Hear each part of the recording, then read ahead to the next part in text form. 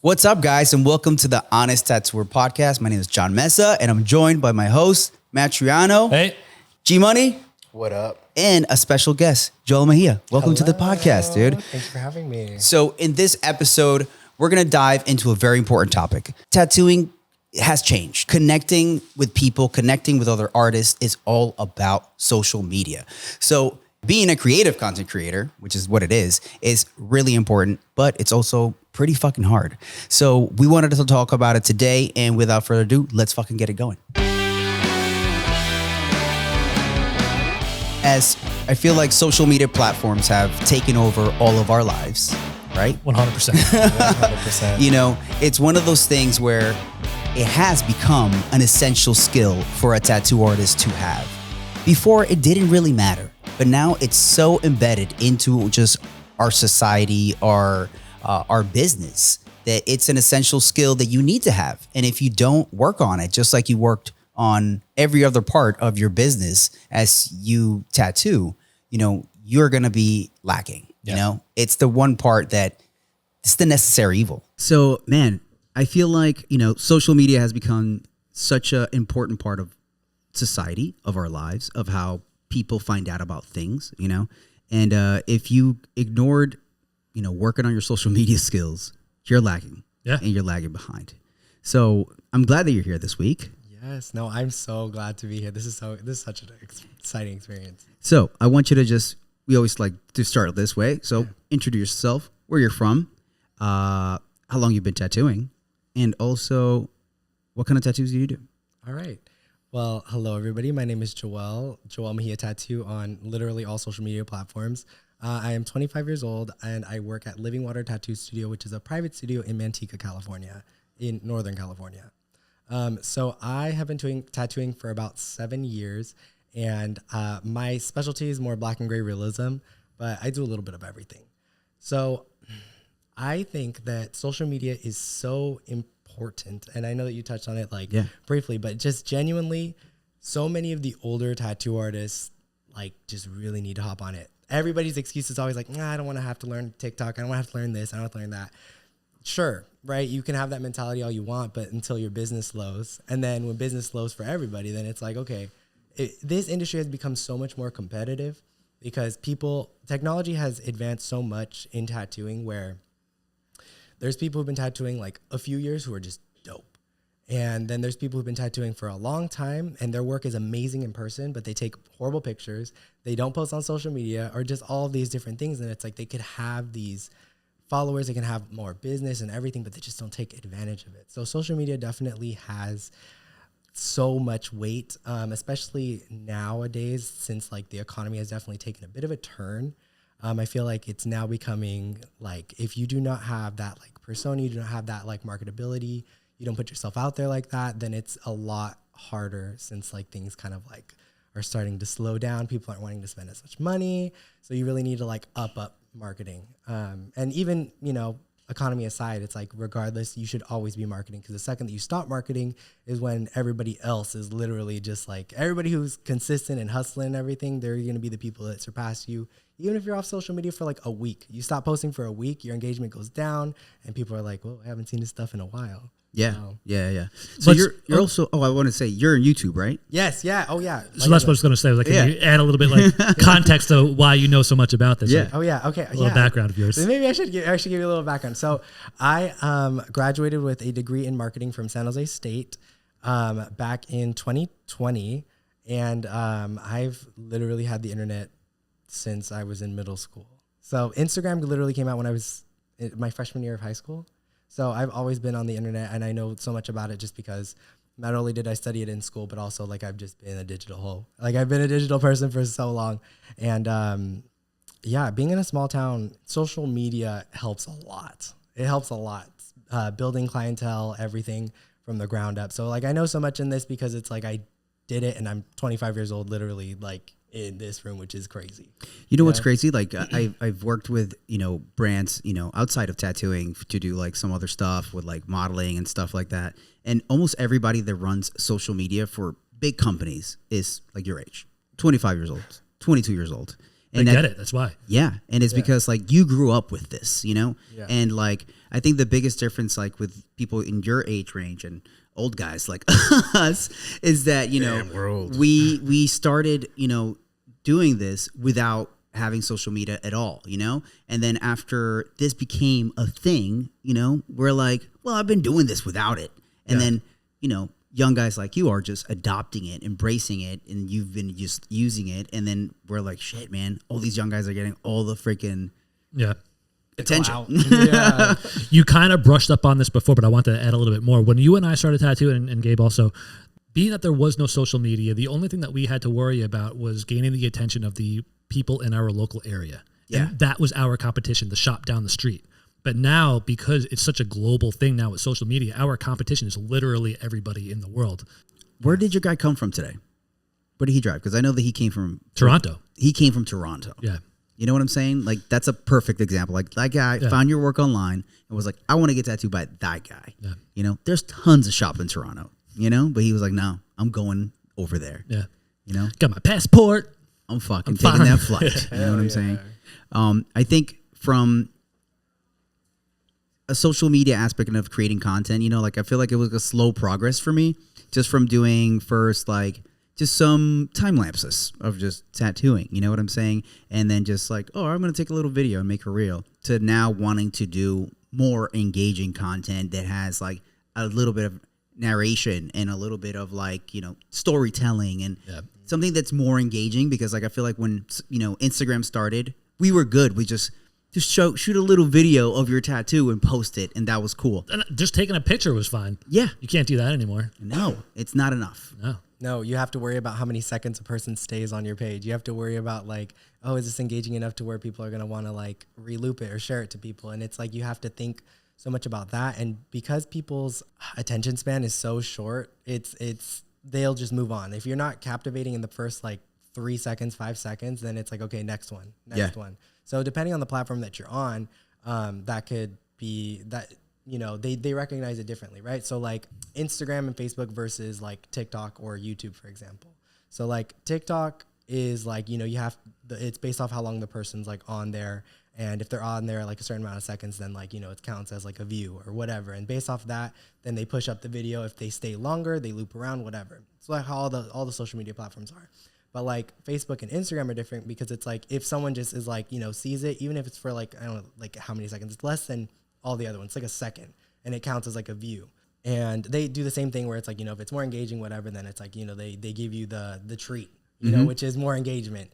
But that's the thing that kind of is the thing with social media, is you could put your all into a video and it just not captivate someone in that first few seconds of the video. And then it's just like, damn, I did all that work and didn't get the engagement, whatever. Which is where I found myself for a minute, until I recognized that, you know, some of my friends who do, you know, social media like TikTok, for example, right? TikTok, I feel like set the standard for the way that these different platforms now do things like Instagram Reels and YouTube Shorts. So you could repurpose content, and you know, we have this thing called the spotlight effect, right? It's a psychology term that is pretty much, we think we're so much more important than we actually are.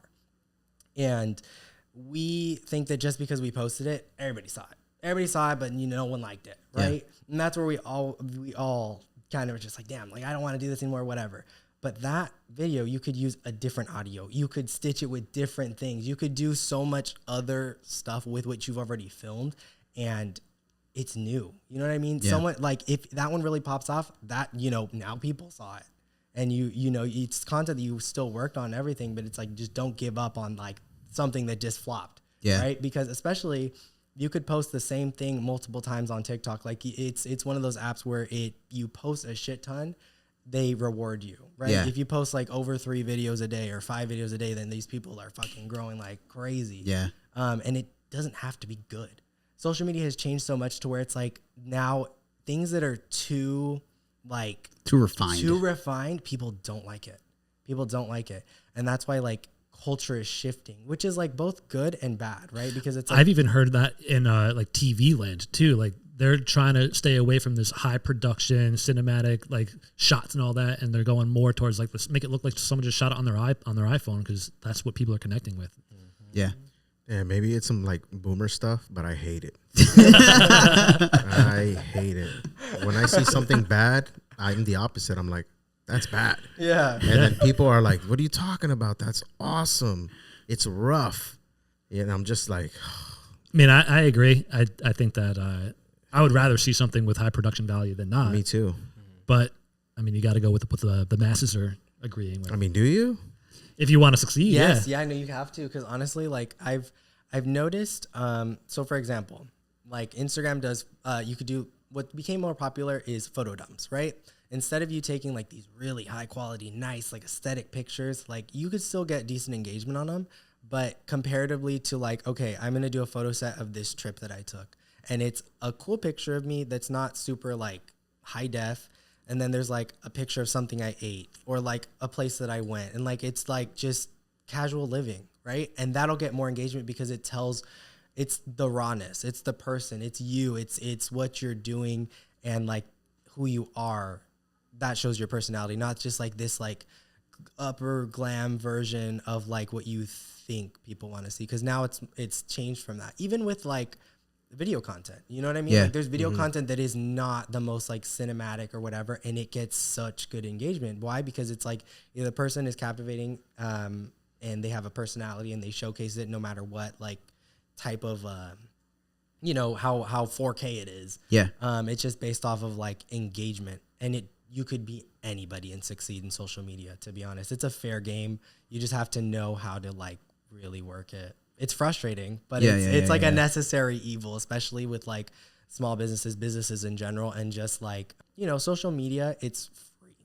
It's free. It is the cheapest form of marketing, and every aspect of like traditional media has changed so much as well too, because it's like now you're looking at things like the way that they're producing things is different. Traditional media is so expensive, expensive. Like to run a commercial, super expensive. A company will, spend a few $100 with this influencer who has way more engagement than what a TV would have done. So that's now this new economy of people who, like, for example, during 2020, when a lot of people lost their jobs, people went to social media. That's why TikTok blew up, because it was like so many people were like, oh, I'm just going to make some silly videos. And at that time, that was when everybody was like, nah, man, I'm not downloading TikTok. I'm not going to do that. I still kick myself in the ass for not taking that time to really go fucking balls deep on fucking TikTok at that moment in time. Dude. And do you though? Because I didn't either, and I feel okay about it.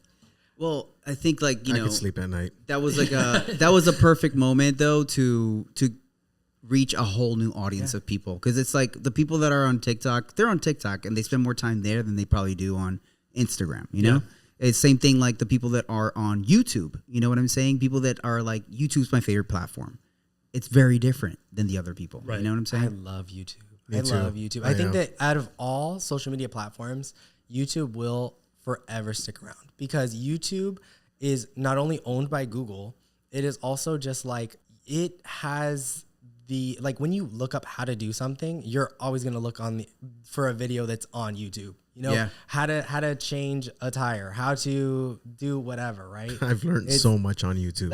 I'm sure the setup, dude, like they're setting up for, like, for example, when I started YouTube, I was editing my own videos, and I learned how to use editing software. I learned how to do so many different types of things because of it, and like we were talking about, like, that golden era of TikTok in the beginning, like with 2020, right? So that's how I started. That's how I like really grew. Is I was like, okay, a lot of these people are just not really liking TikTok. I'm not even too much of a fan. I don't really know what TikTok is. It was Musical.ly before. So I was like, I'm not doing that dancing shit. I don't dance. Like that. And I remember seeing this video, and it was Gary Vee, and he was talking about first mover advantage, right? And it's, everybody's going to talk shit about it, whatever.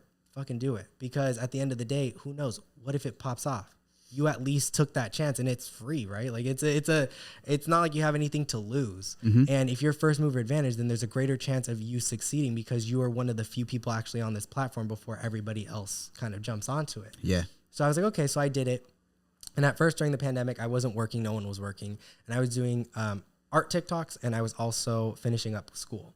So after a certain period when we started to work again, I started to make TikTok videos of me tattooing, and I would kind of go with the trends and follow the trends and do all that. And I started, I was like, okay, cool. I got like, now I'm a few thousand. Now I'm like a 5,000. Now I'm like, okay, 10,000, whatever. And it's like, slowly kind of just like growing. And then it was like, I had a few TikToks that were just like, boom. And then now it's like 100,000. And I was like, cool, like that's crazy. And then I was at a transitional point in my career where it was like, I was going from street shop to private studio. Yeah. So then it was like, okay, cool. Like now people are like wanting to like get tattooed by me. And it's like, now I can go from like, instead of an hourly rate, I can go to like a full day or half day rate, and just completely changed everything. And like, luckily, at least I have like the foundation of knowledge of business, and like I have been tattooing since I was 18.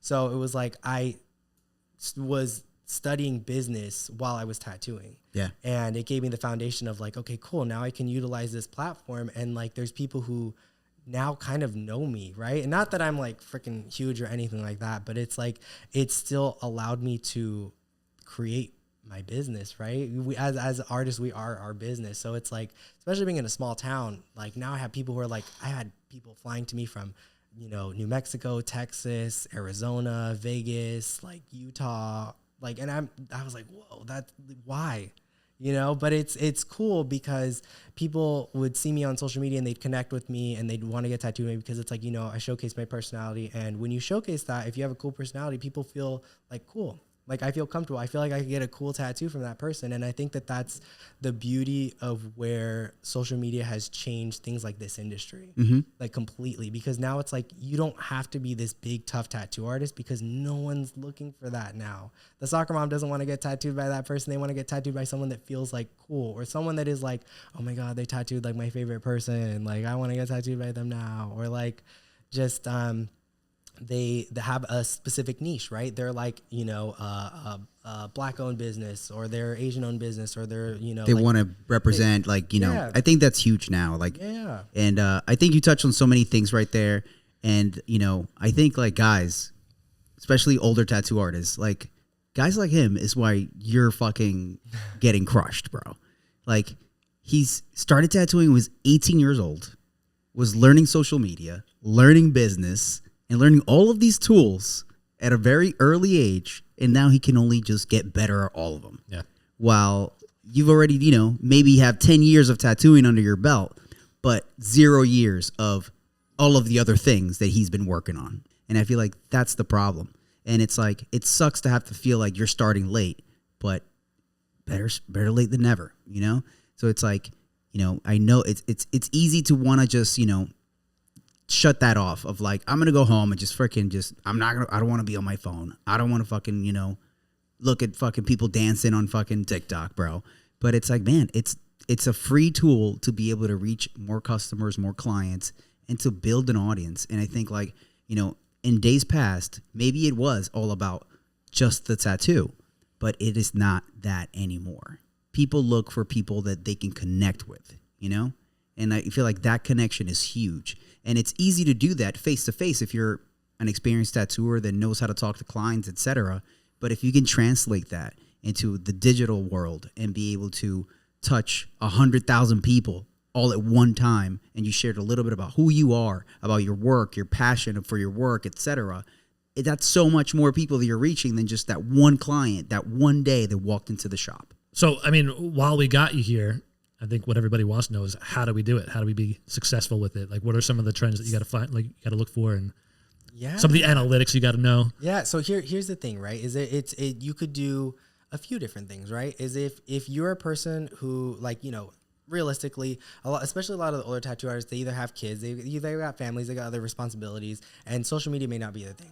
You could pay someone like me, not me, but like pay someone that's young and knows social media to do your stuff. You know what I mean? Budget your business and pay someone to do your marketing, because ultimately, if you've got people in your chair, you can pay for someone to do something, and that's good.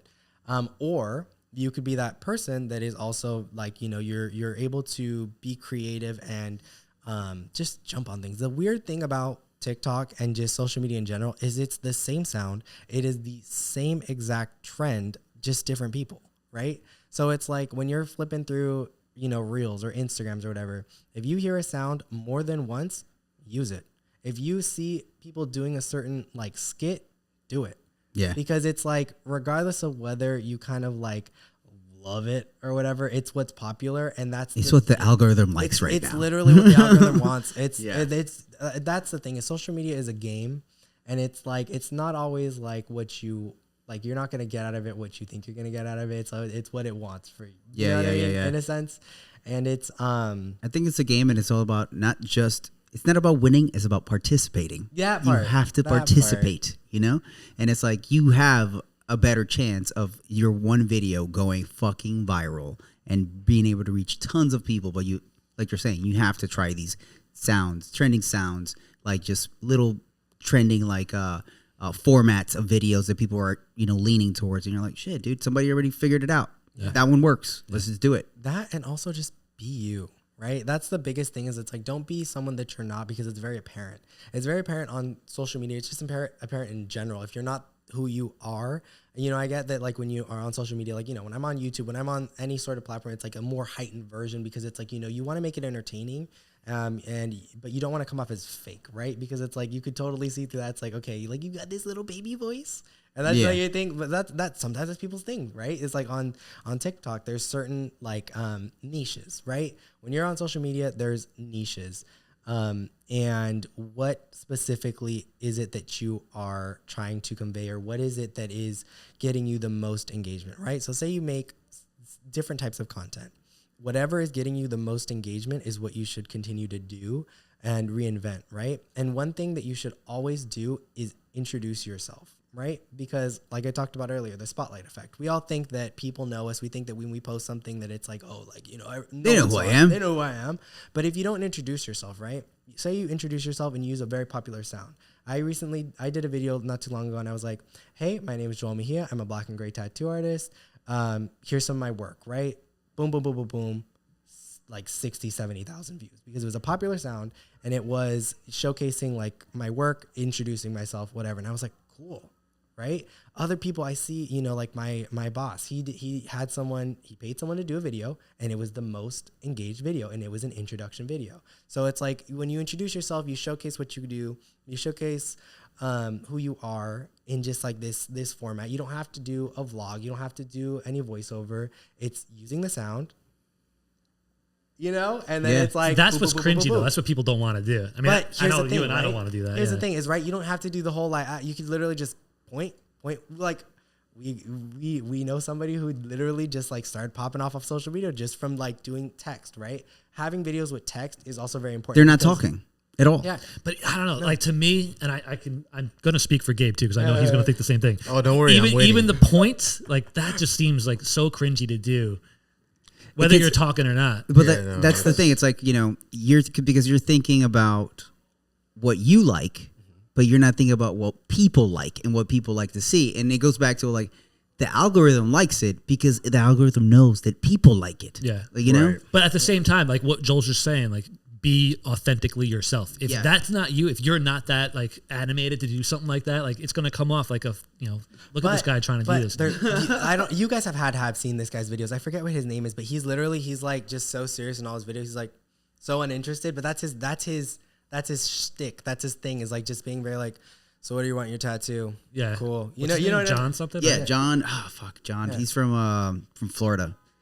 What's his last name? I can't remember. Can't remember. You know him. Yeah. You know him. You have, anyways, but you find your thing. And also what you've got to keep in mind is like videos with text, whenever you're watching videos in public, is your sound on? No. Yeah. So when you can read something, it's like, oh, cool. And if you didn't catch all of it, you're looping around to see it again. That's why videos that have, engaging information or something that is like, it's worth it for that person, right? It's like a how to do something, or it's explaining something. And it's like, if they didn't catch a part, or if they want to send it to someone, that's such good engagement.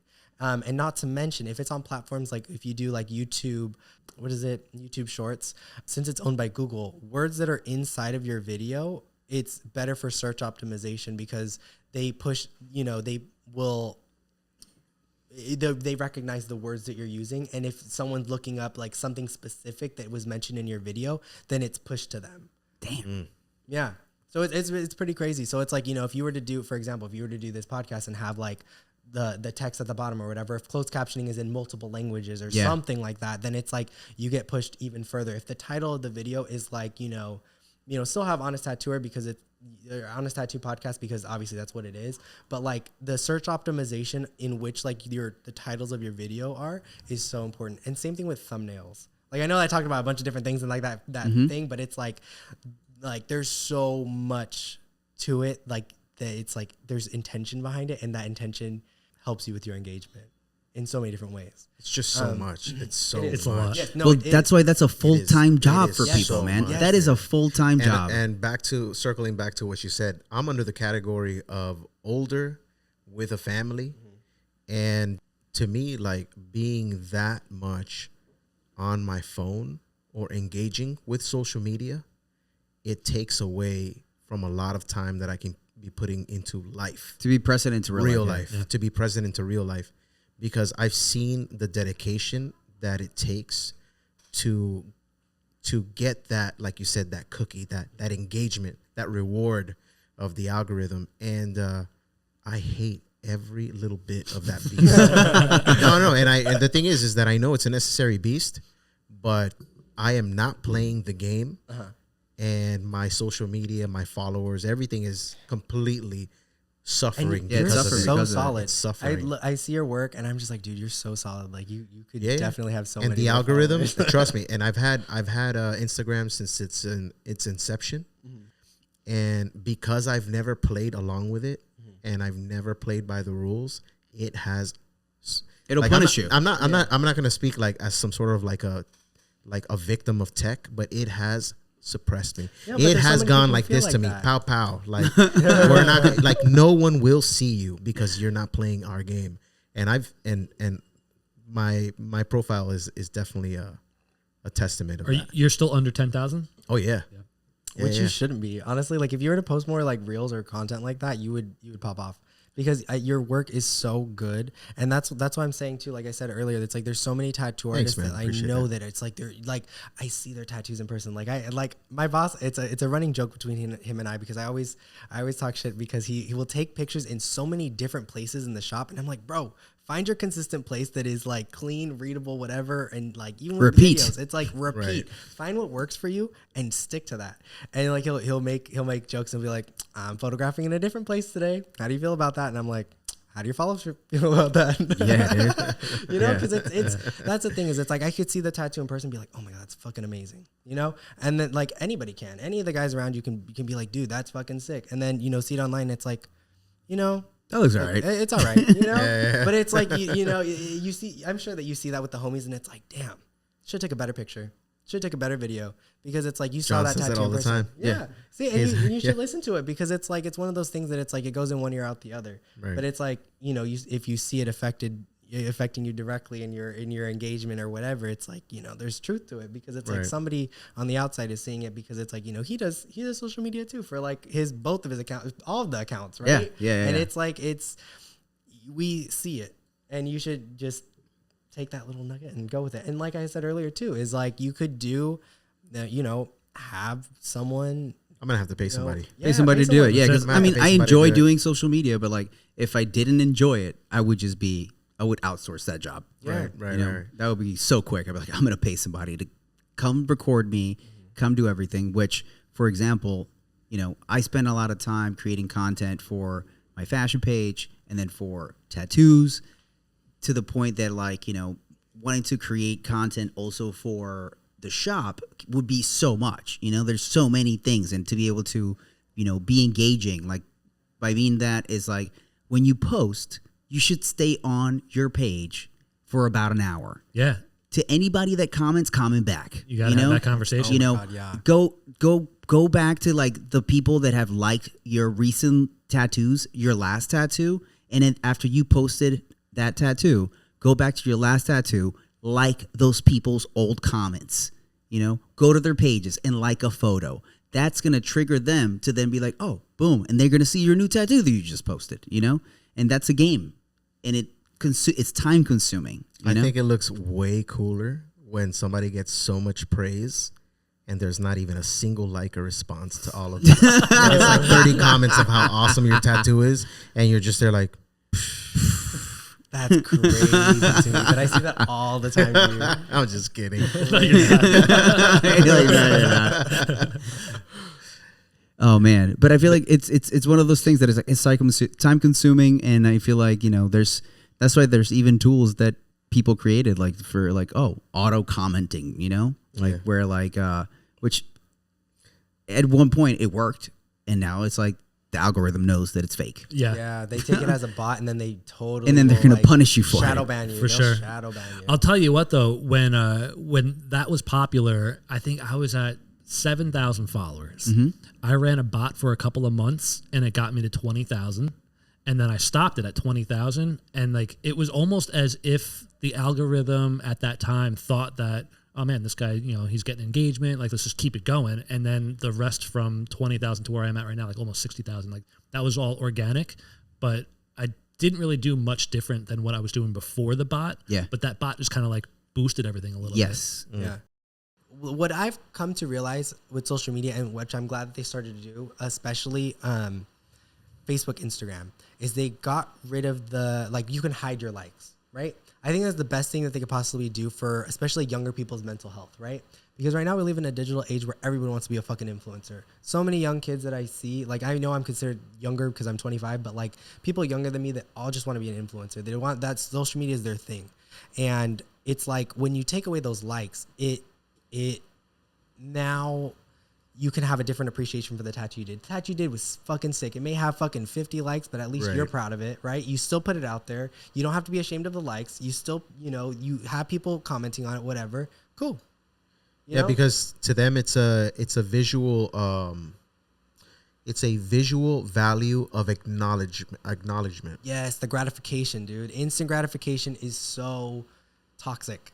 It's so toxic. We can have a whole nother episode on this. I have a buddy who's a Yes. child psychologist. Yeah. And I was talking to him one day. I was like, dude, we should definitely have an episode on the podcast of like social media, tattooers, and just like the whole mind fuckery with everything about it. Oh yeah, It's deep. Yeah. You could It's do a deep. It goes tattoo, deep. fucking love it, and It then goes you deep. put it up on social media, and then nobody likes it, Yeah. and you're just like, man, did it suck? You're like that it's good, and You know what's you're crazy? like questioning yourself. And it takes like a certain individual to have the mental fortitude to not let that bum you up. Like for example, like what you were saying about my work, which thank you very much. Yeah, I know you're solid, bro.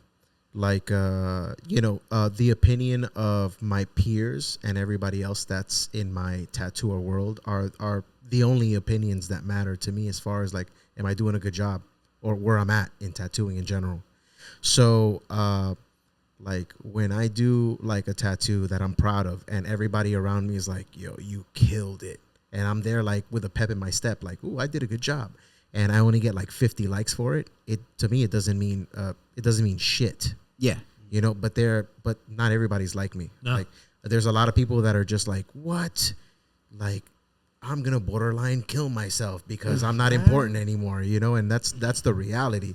It's like, it's just, there's value in the like system for a lot of people. For sure. And if they don't get a certain amount of likes, they don't feel like they're like worth it. Yes. In this world. That and like which is crazy. the validation that you feel from that. Like for example, Twitter, right?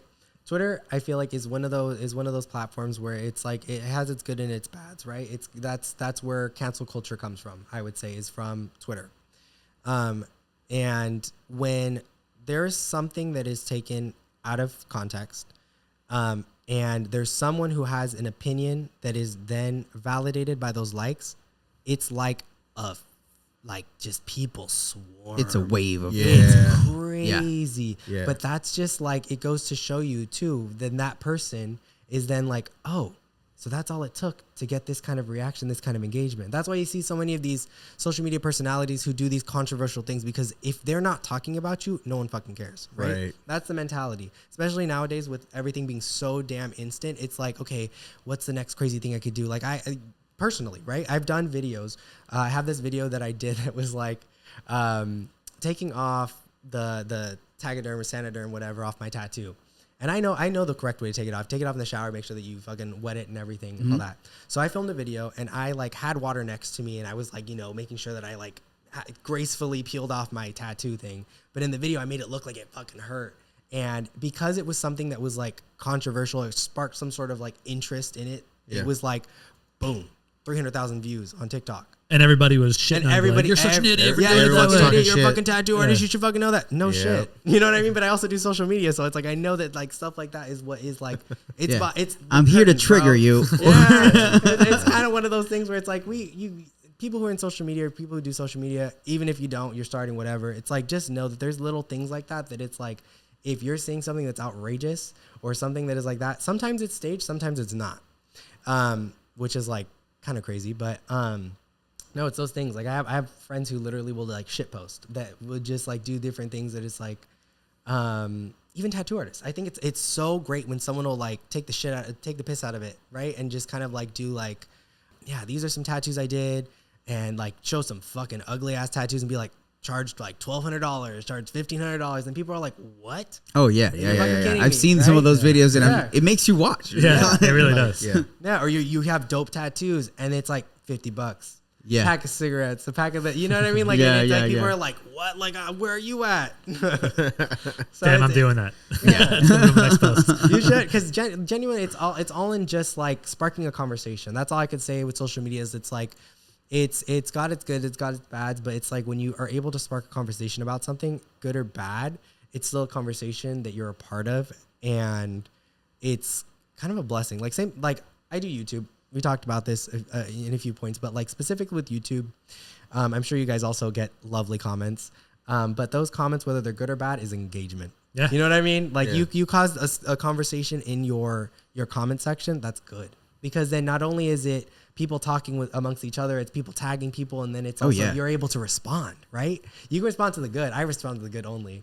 There's sometimes where I'm just like, well, fuck you. But also it's like, it's one of those things where it's just like, who cares if fucking Spankmaster 99 doesn't like me? They don't have a profile picture. Who the fuck cares? I learned real quick. Yeah. I learned real quick that you have to like almost become a totally separate entity to read those comments and to engage with it as someone other than the creator of that video, because and sometimes the comments get more engagement than anything. Like if you say something hella funny, like it'll have like fucking 10,000 likes. Someone said something so out of pocket. On the roast. Yeah. Oh my God. Those are so good. Do you have any quick tips and tricks to help? I was going to ask you actually directly, like, what kind of tools do you recommend for people to use or get to kind of really, if they do have the desire to like, you know what, I want to figure this out. Where should I start? Like, what should I get? Should I get a good camera? Should I just use my phone?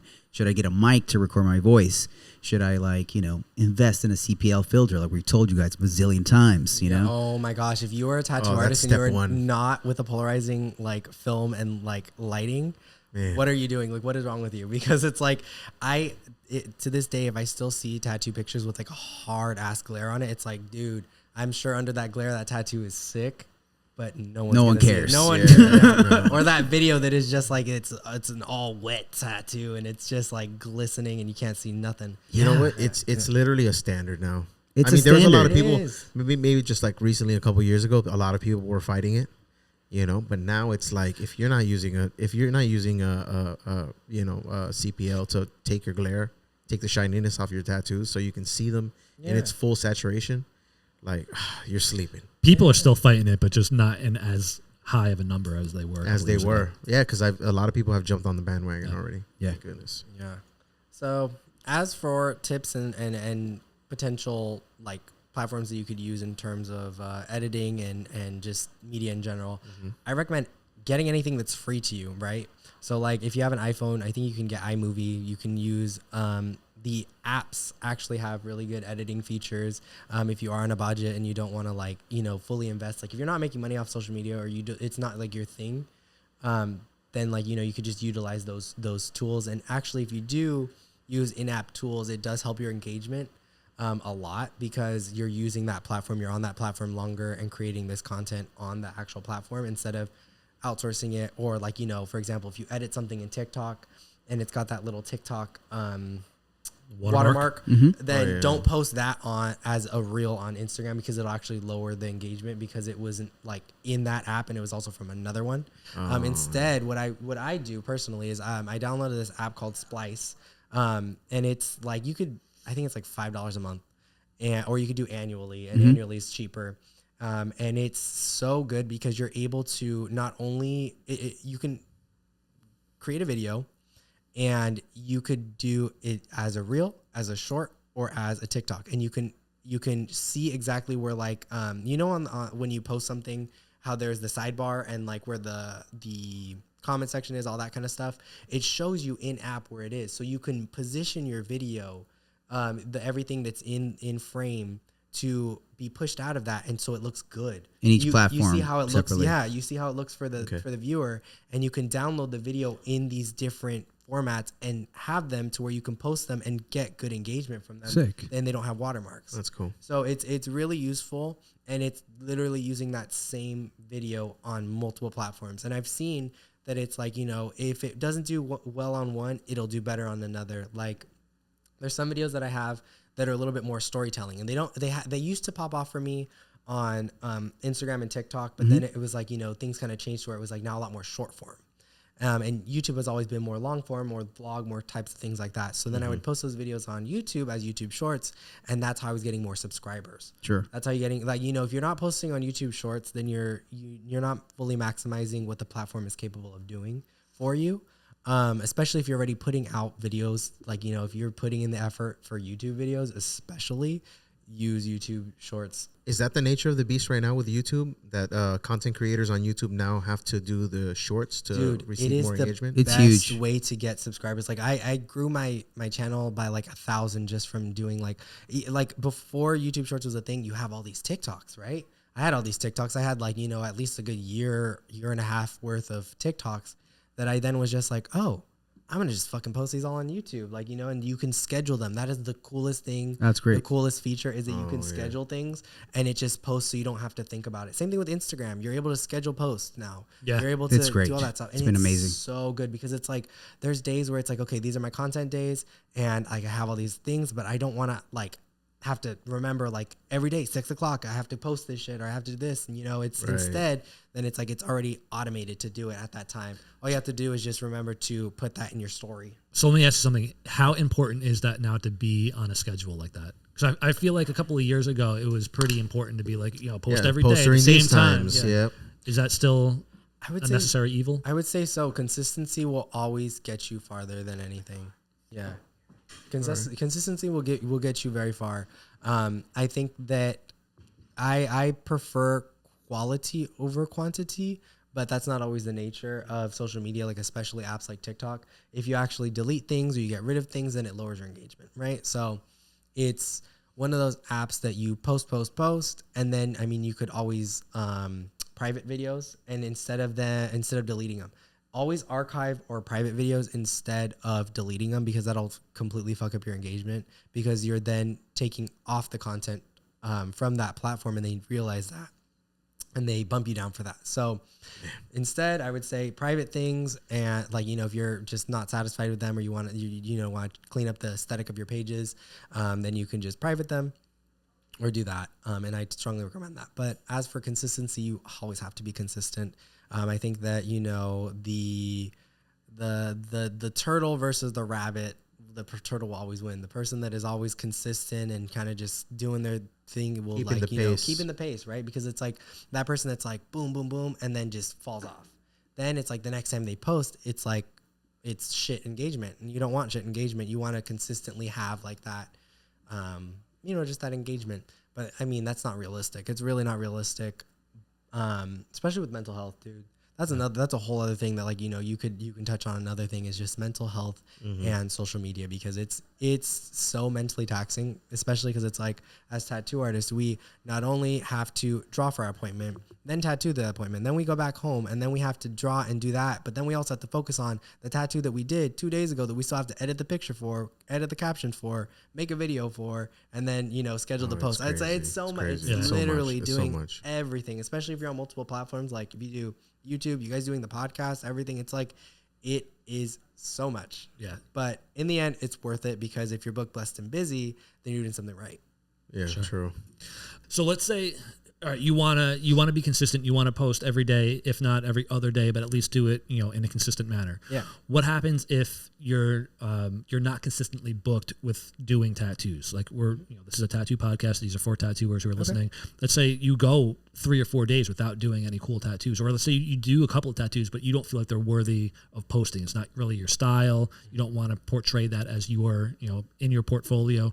So what should you do to fill the gap to create some content in the meantime? Oh yeah, I know that you guys will relate to this. So that period right after the slow season where you're kind of getting like you're tattooing the homies, you're tattooing like work that is kind of like continuation work or pieces that are just like kind of like you're a tattoo artist, you got to make money. So they're the money grab pieces. They're not really passion pieces. So it's like there's that period of time where it's like, fuck, like I don't have anything cool to really showcase. What I normally do is I will get the cool tattoos that I did and I will make a video just showing them off. Right. And it's just like, here are some cool tattoos that I want to do. Or like, if you're looking for a black and gray realism tattoo, here's what I do. You want animal portraiture? Here's what my animals look like. Like format what you already have. Yeah. Like we talked about it, recycle your content because it's like, you don't have to consistently make new content. You just make new iterations of content you already have. So if you do that, it's easier because it's like you already have stuff that's edited. You just format it differently and using things like Splice, right? Or using the in-app tools where you can have multiple compilations of videos and pictures and stuff and use a popular sound and it just recycles it. What about just straight up legit reposting an older video or an older photo? Yeah. That works too? You could always do that. But what I would always recommend is like, what is the popular sound of the time and does it fit that? Because even if it's an older video, I would still change the sound to something that is more popular or that really like a trending soundbite along with it. Yeah, a trending soundbite. I think that's something that is also very important too. Is that it's like you take notice of those little sound bites because those nuggets of information, though, like every single like time you're like, damn, I keep on hearing this song, That song, especially if it's something that's like maybe lower in the views or the uses. That's like 10,000, and then I've seen sounds like that it's like I've noticed, and then 2 days later or a day later, 100,000 videos have been made. No. So it's like when you are able to recognize that pattern and be one of those first move advantage type of people, then it's like you get a better chance of getting better engagement because your video is, because it has that sound, is going to be shown. If it's engaging enough, it's going to be shown. But with that, there's those 100,000 people who are now you're competing against. But if you created that video when it was 10,000 and now these people are starting to use it, it's like now they're grabbing that sound from your video because they saw it, right? That's another thing that really pushes up your engagement is if your video is engaging enough to where people are like, oh, this is the sound. I'm going to grab that sound, save that sound. It came from your video. So you are then rewarded because it's like you're marketing that sound to them. So and they're saving it. So those apps will reward you because you are someone of interest, someone that is pushing out these different audios, whatever. Even if it's an audio that you created. I have a buddy who does he's done a lot more video content. More recently, he had this sound that him and all of his like all the artists in the shop, they were pushing out the sound, and then from there, people were reposting the video, everything like that, and then people were using that sound to then make other videos, and that's good because then it really popped off that video. And then whenever you have videos that pop off, people are like, oh, who is this person? And then they look through all your other stuff. They look at your Instagram, they follow you on other places, and that is just cross marketing. Yeah, the profile views. Yeah, profile they just dig in. Mm-hmm. So speaking of the profile and the grid, you mentioned Gary Vee before, and one thing that he said that stuck in my mind was he said, don't use your grid as your portfolio. Just make it a photo dump, make it like your journal, just post whatever. Mm-hmm. Don't care about the aesthetic of what your grid looks like. How do you feel about that? I feel in the instance of Gary Vee, that's like he's able to do that because he's Gary Vee. Yeah. I think that in terms of like social media in tattooing, you need to curate your page. The first tattoos that people see on your page should really represent you as an artist, right? So if you don't like to do certain types of tattoos, but you're posting, right? Like here's the thing is like, you have to post something, you have to post something. So you post a tattoo, but it's not what you normally do. So after you have a good amount of pieces on your page that represent you, you can always go back and archive those ones that you're not as satisfied with. If you do that, I would definitely recommend, there's an app that I use called Enum. It is a great app that you can see your page, and you could even you could erase posts and see how it lays out on your Instagram. You can even do it by color. Oh, okay. You can do it by whatever and kind of just move things around. I personally like to do that, especially since I post reels and stuff, because you don't always have to keep the real picture or whatever on your profile, but you could, and it could look visually impactful. The thing is you want to make sure that it's intentional. You want to make sure that everything represents you to the fullest as a business. So you don't want to just have messiness and all that. You want to make it seem like, oh, this person probably charges up the ass, or this person is this person is super busy, or this person is super busy. That I like that more than anything. That it's like you have to have this intrinsic value is what is very important in business. It's very important as a tattoo artist. What specifically do you bring to the table that makes you different than anybody else in this industry, or that makes you different in your town, whatever it may be? Because Correct. Realistically, we all do black and gray or color, and it's like there's in those specific styles, in those specific things, how much different really are you? And that's where you have to find your way.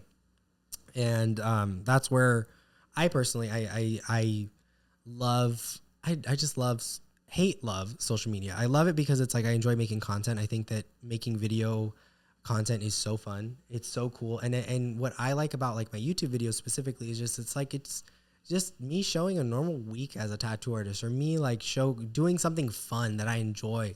I love product reviews. I love just kind of learning new things and growing, because I think that that's something that as tattooers, you don't want to become jaded.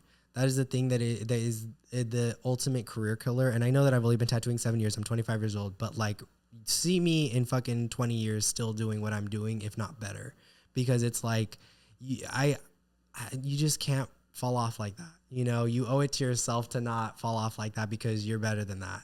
You are a good artist at heart. And if you truly believe that, then do things that will help you out. That's perfect. I think that's perfectly perfect. said. Yeah, I think that's a perfect place to stop too. Yeah, I think so. So John had to go run to get his car, so I'll do our sign off. Thank you guys for watching. If you love the show, you want to support us, we have a Patreon page. Check out Honest Tattooer on our Patreon. It's patreon.com/Honest Tattooer. You can help support the show. And is there anything else that you want to say before we leave? Oh, here he is. I just did our sign off.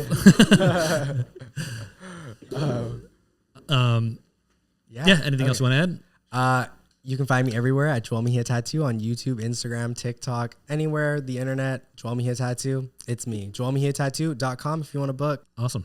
Cool. John, you want to add anything? Yeah, I guess. Oh man, welcome back. Welcome back. Yeah, guys. Sometimes I leave my car in the garage for too long, and I fucking gotta run out of here before I get locked out. I guess what I wanted to say to kind of finish things off is that being an artist in this day and age, it's fucking hard. There's so much on your plate already, and having to both find your voice as an artist is hard, but also finding your voice as a content creator is also hard.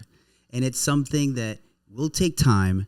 The first one that you make is probably going to suck, just like the first tattoo you did. Oh, yeah. But going on that journey of, let me just experiment with this. Let me learn to like it, to embrace the suck of it. You know what I'm saying? Will make you better at just creating content and at connecting with people.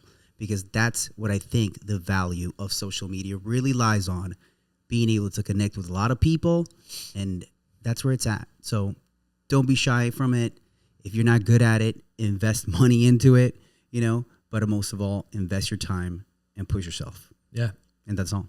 Cool. All right, man. All right, guys. Thank you very much. Thank you much, Joel, for coming through. Thank you for having me. Peace, guys. Bye. Great night.